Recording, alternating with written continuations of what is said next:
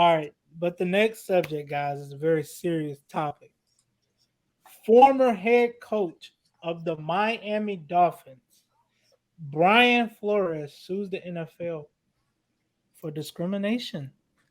I think this is a bad time for the NFL. I'm about to After say, this news shut down the Brady retirement. can you read his quote, please? That I was reading earlier? Yes, sir. Of course. So, Mr. Coach Flores said that it's messed up, man. But I mean, if it's true, it's NFL is gonna be in some trouble, man. I don't know how they get out of this one, honestly. And I think it puts Mike Tomlin in a bad position because now he's one of one, really. He's all we got as far as the NFL goes. But Brian Flores, a couple of things he said, man, was Bill Belichick told him 3 days before he was going to interview for the Giants that they had already gave the job to Brian Dabola, Dabble. Dabble, The, how you say it? Dabble. I think just dabble. yeah, Dabble, the former offensive coordinator of the Buffalo Bills. He also said that he went for a meeting with the Denver Broncos and former general manager John Elway was hour late and hungover. And he also says Flores claims that in the suit that he was only interviewed for the job because of the Rooney Rule and an NFL policy requiring teams to interview minority candidates for head coaching jobs, and that the Broncos never considered him a legitimate candidate for the job.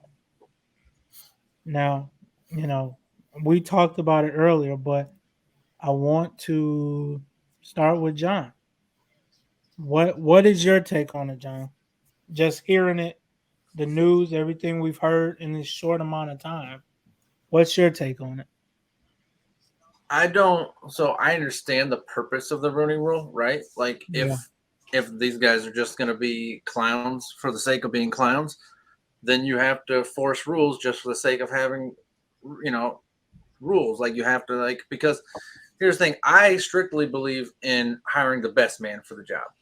So I don't care what he looks like, what she looks like. Mm-hmm. Hire the best person for the job, right? So if that means that 70% of the players in the league are black, then I'm for that because if they're the best players, they're the best players. Like I don't want, I don't want to see a bunch of guys that are like, all right, we have to have a certain representation of each group of people in the United States. Listen, man, it's gonna look like it's gonna dumb down the competition level, right? Right.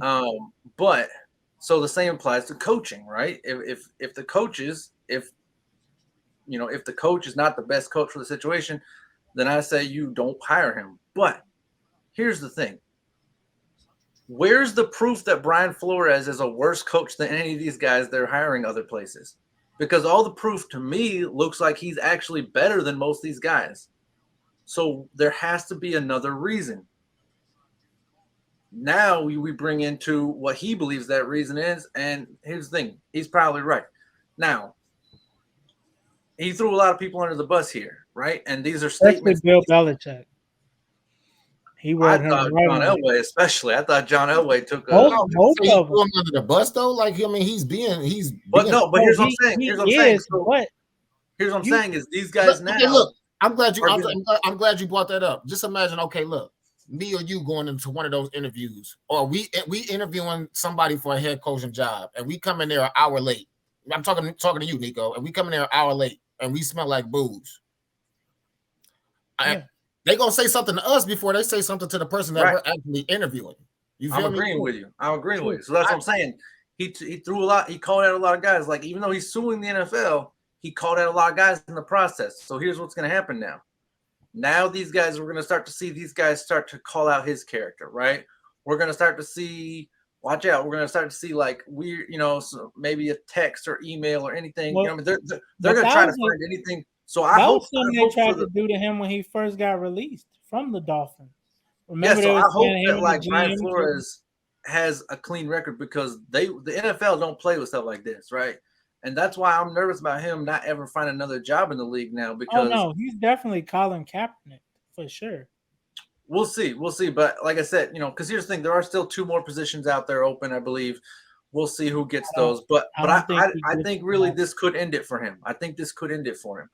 So that's where this is now. Like now, not only could they end his career, but here's the thing, right? If they take away the ability for you to have a platform, right? So then they go after your character as well. And so now we're gonna see, like, I hope, because I like Brian Flores. I'm a big fan of his. So I really hope that he's above board and stuff because we're gonna see this is what the NFL does, man. They're the best at this. Like the videos at AB, the NFL was sitting on them videos for 2 years before they released them. Right? Like they had them videos. You just think it was weird that they just happened to come out the summer he complained about the helmets. No, the NFL was sitting on them videos for years. They knew about them videos. Like, so this is what they do. So I really hope Brian Flores is above board because the things he did with that team were amazing. Listen, he had two winning seasons with that team. The first time that team has had back-to-back winning seasons since 2003. He had Tua for 12 games, Jacoby for 5. He had Tua for 9 games. Fitz played 7 the year before. The year before that, Fitz played 13. Josh Rosen played 13. Like this dude was splitting quarterbacks every single year with like almost, and still to be able to pull off winning seasons like that with inconsistency, like that shows like great coaching. That's what that comes down to. Like, and so I hope he gets another shot. I hope this isn't it for him. But I'm hey, I love it. I love it when he like that's the thing, right? Is I watch, I watch these interviews where people call out, right? We just had what the princess call out the people in England, and then she didn't say no names, so it's just like it was very vague and no one got in trouble. I like this. I like it when they call out names and say, no, that guy did it, that guy did it, that guy did it. Let's get him. Well, not necessarily he did it, but he informed me. No, but I'm saying like this guy did this to me, you know what I mean? And so, now Lisa, this is all his perspective. This is not, we've yet to hear their side of the story, but still, I like it when people are honest up front and say, listen, these are the people. I'm not just saying the NFL as a whole, because if you say that, nothing ever gets done about it. I like it when they call out names. And so, and that's how changes get made. So, I'm here for all of it. I love it. Go ahead, Walt. It's on you. I mean, honestly, that y'all done pretty much summed up everything of pretty much what I'm trying to say. It's just the fact of just how I want to say effed up the NFL is, and I'm gonna speak from the heart. I don't give a damn. Sponsors, whatever, y'all kiss my ass, whatever. But at the end of the day, bro, the NFL, man, it just seems like it's full of BS when it comes to hiring minorities, and not just black people, just anything other than white. And I just don't like how the fact that they're just trying to control everything, you know what I'm saying, just with the whole the game planning, the coaching, the wins, the losses. I mean, let's be real, you know what I'm saying? But at the end of the day, I mean, Brian, he's right. And I just really wish more people will back him up so where towards they can start actually getting down to the bottom of this and start figuring out getting them people out of there. Honestly, like I feel like some of them people don't even need to be in the NFL or have those jobs, bro. If y'all, especially like, come on, bro, John Lynch, you coming in an hour late and then you smell like bully, but that's Elway, whatever. But still, that's not professional. And then just imagine if one of us did that, something like that, we would be looked down at as, oh, he's a drunk or he doesn't need to, whatever. But I'm just at this point, I'm pissed at the fact that we still got to have racism and all this other crap still going on in today's world, bro. It's like it's the fact that my skin color determines whether if I get a job or not. Right? Like that's just the most dumbest shit, And we're talking about this because it's the NFL, but no, he's right. Like it happens everywhere, right? Like you go into a warehouse, and they'll brag about how like they hire like 80% minorities. And then you look at everyone like on the forklifts are minorities, and all the managers and the bosses, are not minorities, right? So it's not just the NFL. It's true. It happens everywhere, but we're talking NFL because we're a sports show. But listen, we talked last week about why I don't buy NFL jerseys. I didn't want to say it, but this is why. This is why I've had an issue with it. I love football to death. I do not love the NFL to death. And I just wish, but this is the NFL, man, and I've had a problem with them for a long time. When they had last year, they had a whole referee crew of all black, the first ever all black referee crew, and I was happy for those referees, but I thought it was disgusting of the NFL to do that because they did that for their own publicity to be like, look what we did. Or no, here's how that's supposed to happen. You hire so many minorities because they're good at their job and because you don't care what people look like, that one day you accidentally put out a group of all minorities on the field and you're like, oh, I didn't even know. That's how it's supposed to happen because you hired so many that when you look out one day, there's just like all minorities on the field and all people who represent different walks of life. You're not this whole, all right, let's go get all 8 of our black referees and put them on the field today. Like, that's so disgusting, man. And again, I was happy for those referees. I'm glad they got the opportunity and all that stuff and a big moment for them, whatever. But when you force a moment, it's not real. It's not real. Like, you can't, and that's what I don't like about this stuff, man. It's like if a moment happens naturally, that's a good thing. That shows progress. When you force a moment, and the NFL does it all the time, and it's just like, it's so gross, man. It's so gross. It pisses me off. Yeah, this is just one of those topics that just, I mean, like I said, I know we got to talk about it, but at the end of the day, man, it's just BS, man, and it's just sad, but it's still going on in today's world, and we got to keep talking about it, unfortunately. 100%, man. And it's like, it with these coaches, it goes back to that saying.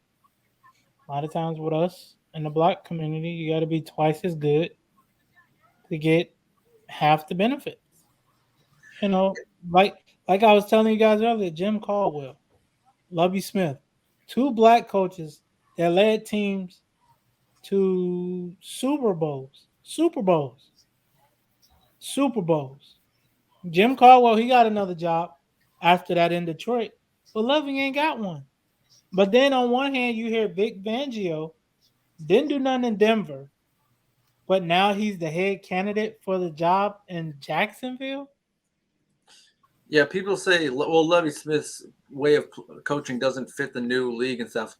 Go look at the 49ers. That's what Lovie Smith was. That's what Lovie Smith was. Average quarterback, great defender.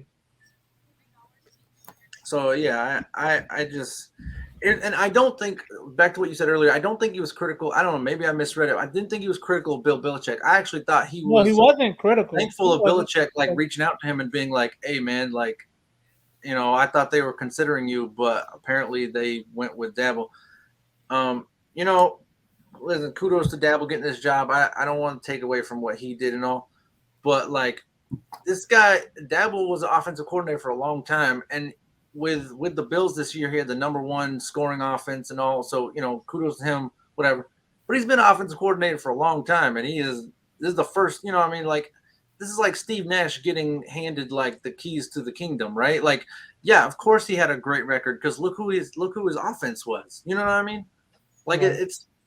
And so to be like, look how good his offense was, and it's like, well, yeah, look what players he had too. Like, he was also the offensive coordinator for Cleveland when they were 27th in the league. No shot at Cleveland. I'm just saying. But it's funny though how he can. I'm saying, like, that's my point. One like, good Josh Allen season. This guy was his potential is based on his talent. Mm-hmm. So how are you gonna give someone like that the keys to a new team and be like, all right, it's all yours. You're worthy of this, when it clearly shows that his worth is only as good as his talent. Whereas Brian Flores, like I said, had different quarterbacks every stinking season and was still able to get it done. But I also feel like that's a slap in the face to Eric Bieniemy, because all right, you got one great season, maybe good 2 seasons with Josh Allen, but Bieniemy has been there for 4 years. 2 Super Bowls, 4 AFC Championship games, and he don't get considered for nothing? Like the Bills ain't even went to the Super Bowl since the 90s. And he just, oh man, he hot. We like him. He doing exactly like, bro. What about my man down in Kansas City? What more does he have to do? Like, come on, bro. It's blatant at this point. It's like, look. I mean, even with Joe Judge, how you a special teams coordinator and you get a head coaching job? I mean, David How? Coley. They brought in David. The Texans brought in David Coley just to fail. Exactly. And they were a tough team to beat at the end of the season. They was beating the Chargers and making a lot of these games. If the Chargers don't lose to the Texans, they probably don't have to beat the Raiders to get into the playoffs. And you just let them go? Like what? Like come on, man. But Yep. You know, it's I'm interested to see what, the voices of the black community essentially. Not voices of black community, that sound bad. But black voices like Shannon Sharp, Stephen A. I'm interested to see what they say tomorrow. I was just about to say, I'm just interested just to see how many people going to possibly back him up, or what I'm saying, just kind of follow his same suit or whatever. If it is more stuff like this going on, and he's definitely like he's the Colin Kaepernick of coaches. Honestly, it's gonna be hard for him to get a job after this. That's the thing is this. We're still early in this, right? We're real early in this because we've heard his side now. Now we're gonna hear that because here's the thing, right? I've mentioned this before. Go look at every single player every football player who's ever gone on LeBron's show and criticized the league. They never played another game for their team. Every single one of them was traded before the next game. Every single one of them. I made a list of it before, right? Don't criticize the NFL. They don't play that kind of stuff. It's not the NBA where they're player friendly. It's different. It's management run. So we're gonna see the NFL is gonna start putting their case together, and we're gonna see what they do. There's a chance he could still get the Texans coaching job, but he's not getting it. No, but I'm just saying that is still an option on the table. But they don't hire Josh McCown. They're gonna probably hire Jason Garrett. Man. Oh, I do wonder what but it's interesting, like I said, because he's suing the NFL. He's not suing these specific teams. He's suing the NFL. But I like that he called out players and he called out not players name. I like that he called out names and he called out teams and he was very specific and he wasn't vague and I think that's what a lot of people in the past haven't done. Right, they've been very vague, didn't put all their pieces together. Hey man, he's been on top of it. But now we're going to see the NFL build their case. I was reading up on it earlier before we started the show. And he also said it's certain language in their contracts. I don't know how he knows this, but it's certain language in black coach contracts, black head coach contracts, and white head coach contracts. So that can be another Pandora's box, because you got to keep this stuff on file. So, if these contracts say otherwise, yeah, we want you to tank. We'll give you $100,000 a game. It's like, who would put this in a contract? And why do you want him to tank? Aren't you supposed to try to put the best 11 on the field at each time? Hey, we talk about rigging games, man. Listen, that is the definition of rigging games. Paying your head coach to lose games. That's called rigging games. That's what that is. If you were paying your head coach to rig games, why would you not be having someone on the side profiting off of that to get like that? That makes no sense. If you knew you were going to lose the game, that's another topic for another day. Yeah, definitely.